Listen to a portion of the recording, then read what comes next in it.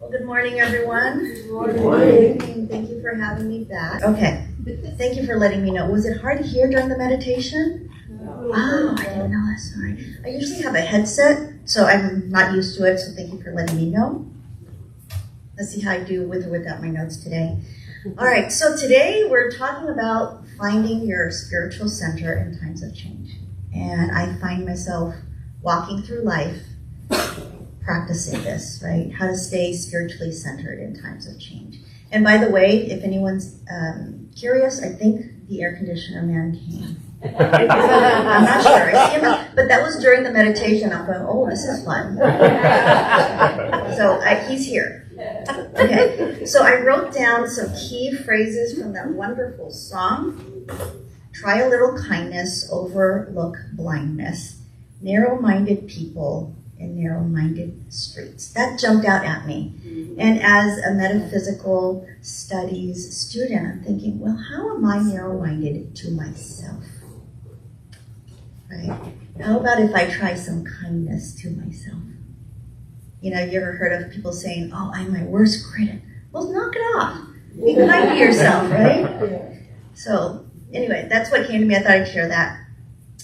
Okay, so let's take some time, just one breath, to simply arrive. I love the smile, by the way. It just is wonderful.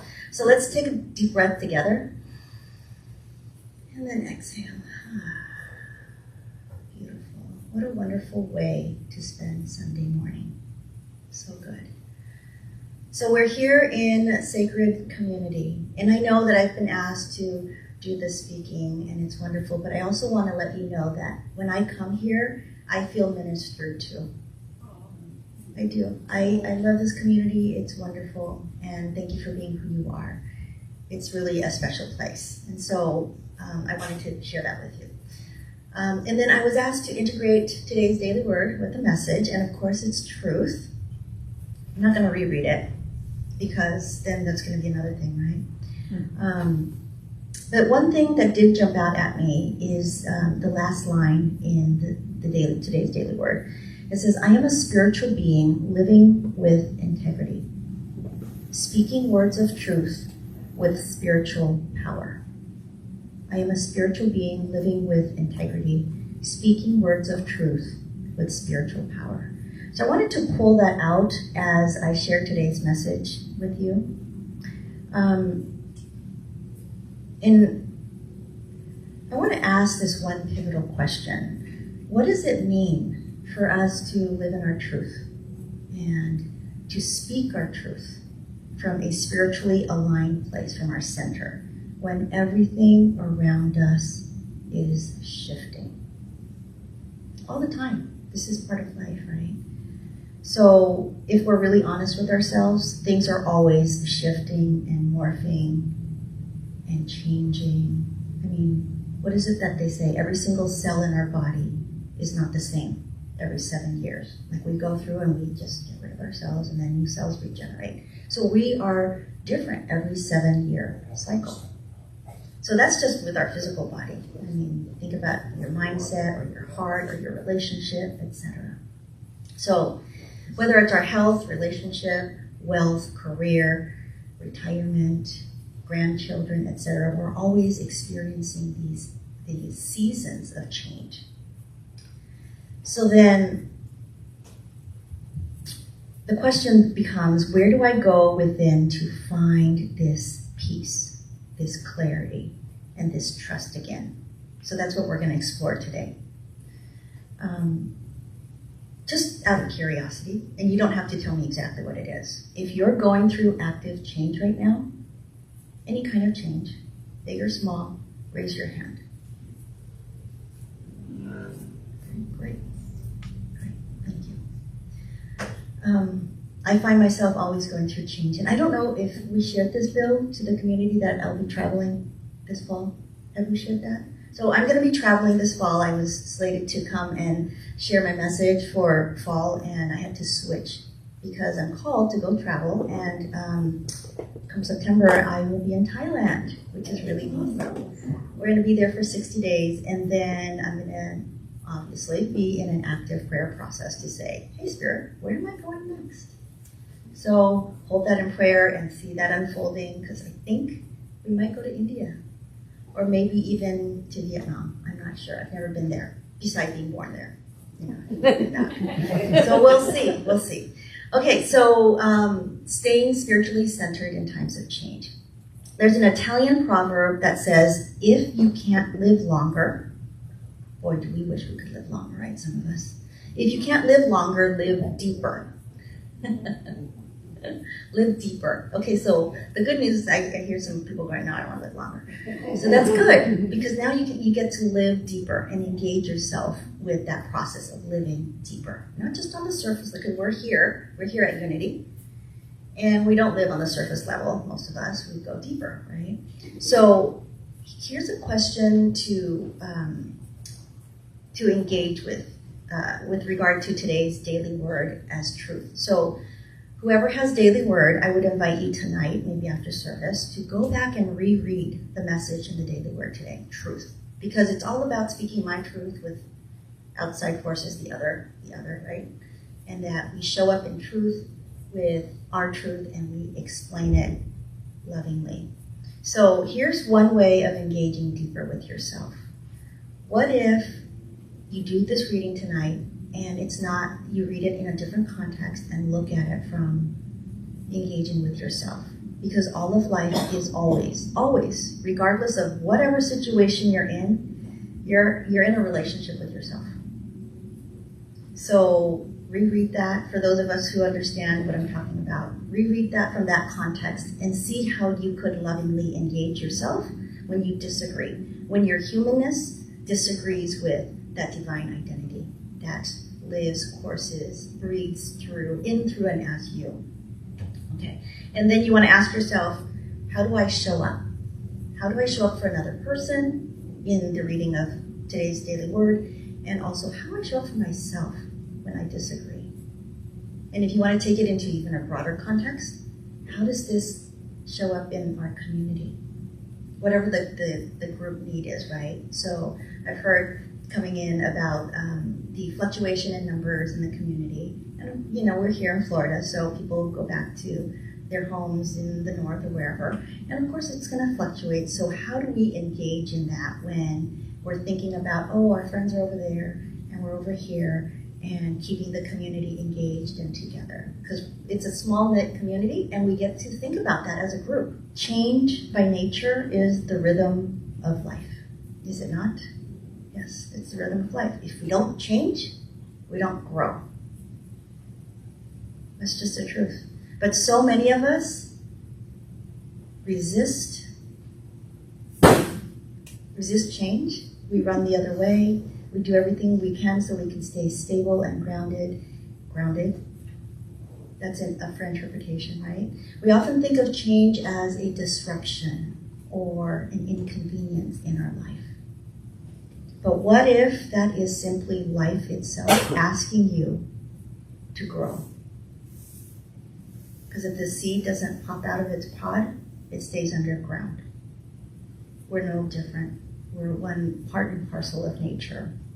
So you might be in a season of ending right now, or perhaps what Reverend Robert Brummett calls the void. And by the way, this talk is inspired by his book, Finding Yourself in Transition. Does anybody know that book? Have you read it? Okay. Look it up. Finding Yourself in Transition, Robert Brummett. He's a longtime Unity minister. It's wonderful. I read the book once a year, at least, to remind myself to be with the flow, right? That void is the space between the space. It's that quietness between the music note or that inhale. And then you got to have a space before you exhale, right? So that's what Robert Brummett calls the void. And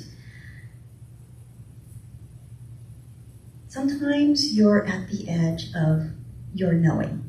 Like, this is going to change, and I'm at the end of my knowing. You're almost like standing on the edge, on a cliff. And you're not sure how to step forward. And I'm going to share with you that it's also a way of life engaging you, asking you to change, to switch direction. Remember high school? When they said in your yearbook, don't change, stay the same. You know, you remember that, right? Yeah, well, change is part of life. It's absolutely necessary. And I would invite you to consider, just a consideration, that if things are shifting for you, health, wealth, love relationships, transitions, it's for you. It's a way that life is asking you to engage with your experience of life, the way you engage with yourself on a deeper level, not the surface level, the deeper level, right? Whether, especially when it becomes hard and scary. So I'm going to share with you just really briefly, a couple of years ago, I went through a sudden shift in my marriage. Anyone married here for a long time, right? Yeah.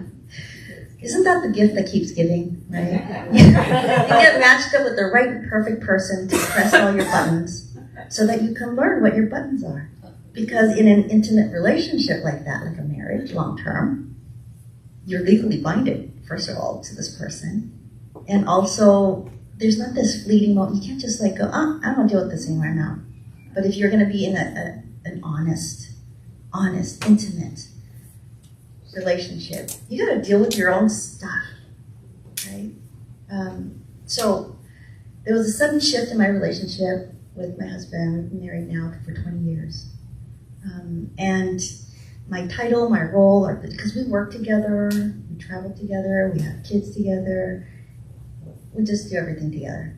And it just became like this sudden awakening process.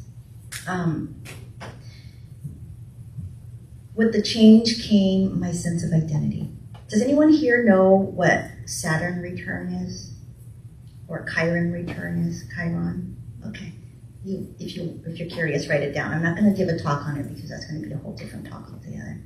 So around 30, around 50, there's changes, shifts in your way of being. So I'm just going to leave it at that. So there was a huge shift for me. And I realized that life is asking me to look at myself and my life, what I was clinging to, what I could no longer tolerate, not just in the relationship, but in myself. And it was yucky for a while, because this is what change does. It breaks things down that no longer serve you, and whatever is to remain will stay. And from that foundation, all of the outer stuff is gone, right? The golden Buddha. Do you guys know what I'm talking about when I say golden Buddha? No? Okay, I'm sorry. There's so many talks from this one talk, I have to come back. So the golden Buddha is Buddha that they found somewhere in Asia, and when they first found it, it was all covered in mud.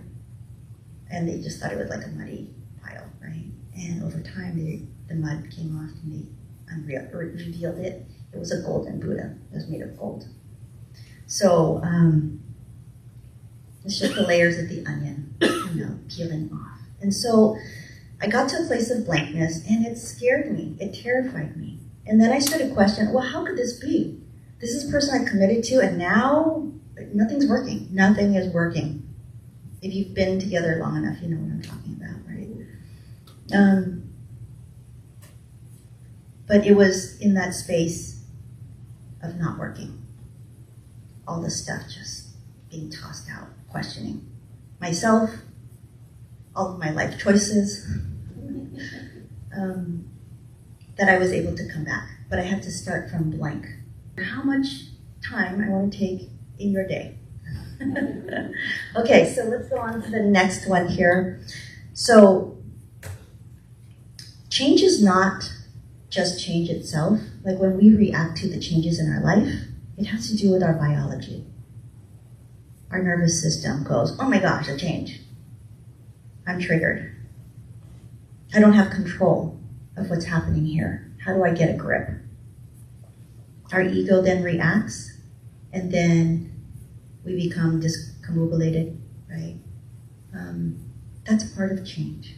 It's all part of it. And if we know it, if we're at one step ahead and go, oh, I'm a little nutso right now because I'm going through this change. Well, you're actually being at the right and perfect time.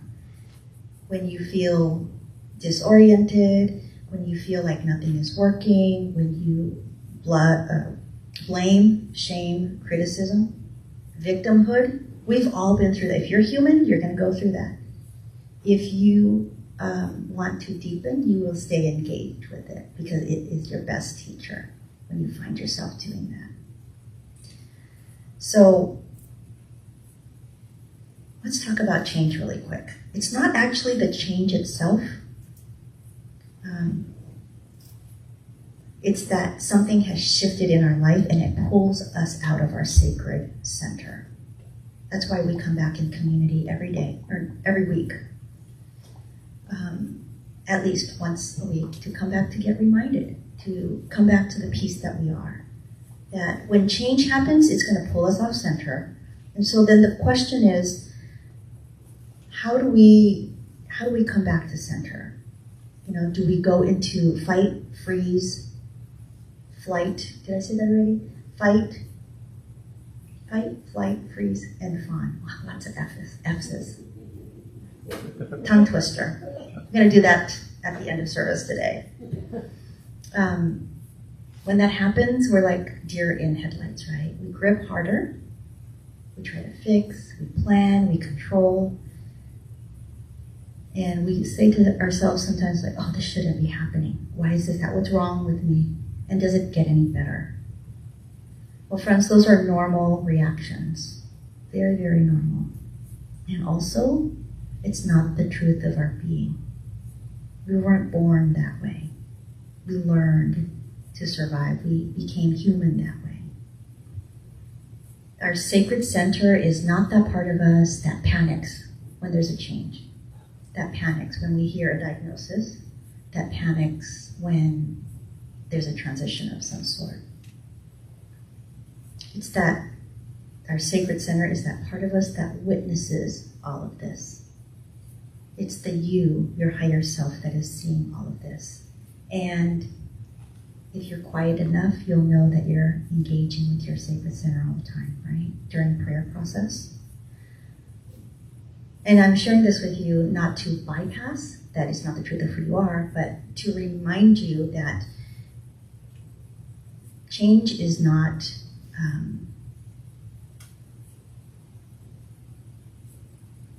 change should not take you out of your center. That it's not a destination. Your center is not a destination. It's not like you come back to your center. It's the frequency of how you come back to your center. So you want to be anchored in love, anchored with spirit. I saw the sign outside, which is beautiful. Respond with love. That's our frequency. We were born with love. That's our frequency, not fight, flight, or freeze, right? It's about practicing the return is about knowing how to come back when you forget. Because if you're human, you will forget. You have those very normal biological processes. It's about practicing the return. So to know that spirit is always present and that love is always available. And we seem to forget that when we're not in touch with our breath, when we're not in touch with our body, when we're not in touch with our truth. That's why we have meditation practice at every service. It's to help you get out of your brain, move those 18 inches back to your heart, because that really is the muscle that is the strong muscle in our bodies, right? So let's take a moment now and just breathe. So inhale deeply and then exhale. And even with that one breath, you shift your energy. You shift it. Let's do that again. Feel the breath is sacred this time. And then exhale, feel your feet onto the earth. Feel yourself held. So here are 3 ways to return to your center. Pause and breathe, which we just did. Your breath is always available. So long as you're alive, you have your breath. So when you pause and breathe consciously, you shift your entire energetic field. You want to name the moment. You know, when you're triggered, you're out of the moment.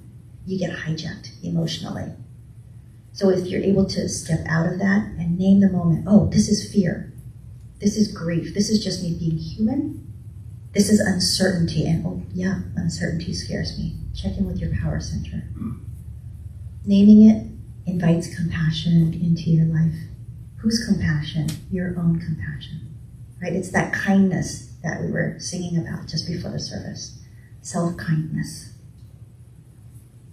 And then you want to create a daily sacred rhythm. So here's an invitation. After the service, or maybe right now, decide for yourself to choose one non-negotiable practice each day. For yourself. This is self-care, radical self-care, and self-compassion. Choose one non-negotiable practice each day. Maybe you are already doing it. Morning prayer, gratitude journal, walking in the silence. And it's not about how long you do it. It's about the energy of devotion. You're devoted to it. You're committed to it. You're committed to finding your sacred center every single day before you maybe even open your eyes. For some of us, our devotion is to come together in Sunday service to remind ourselves that, hey, there's a bunch of people here who think somewhat like me, and they resonate. To see yourself in community, which is really, really beautiful. There is a sacred gift in every transition. So I have this butterfly here. We all know this. In order for a butterfly to emerge, the caterpillar's got to give up its life. And then you go into this cocoon, which is kind of full of mush, right? You literally disintegrate. And then the butterfly emerges. So I have a couple of quotes here. What the caterpillar calls the end, the master calls a butterfly. Endings and beginnings. We're always going through transition. Could be major, could be minor. You know, something, I don't know why this is occurring to me, but something as simple as oral surgery, you lose a tooth or whatever, that's a transition. You've now lost a piece of yourself. And now you're adjusting to another thing, whether implant or dentures or whatever it is. It's always, life is always engaging with us through transitions. So what if that in-between space, the stretch of unknown discomfort, maybe even grief, it's not punishment? What if it's an initiation of your unfolding? That process that you go through that may feel very painful is a threshold. It's an initiation into living a more conscious, awakened life. Your world becomes bigger because something has shifted. You've learned to master something else, right? So I believe that we're being asked to shed what no longer serves us so that we can embody that who we've come to be, to embody this life more and more. And that's why we have change, because if there's no change, we would get really bored. If there's no change, there's no differential, we would all look alike, have the same thoughts, and then why even incarnate? Why even be here, right? So the center of who we are is what carries us through this sacred dissolution. So you were born a soul, you dropped in, you're sacred, you're divine, and that being is within each and every single one of us. God is, I am. It's unity principle number 2, right? I am. It's that I am. And it doesn't matter how we manifest in our humanness, we come back to that I am holding of who we are. That's the space where something holy is gestating and growing and asking of you to unfold, to release, to grow. Okay, here we go. This is a blessing. It's a closing moment of stillness. So what I'd like to do is to read this twice, and the second time you could choose to say it out loud, or you can just sit in the sanctuary and allow our community here to bless you and let these words reverberate in your being.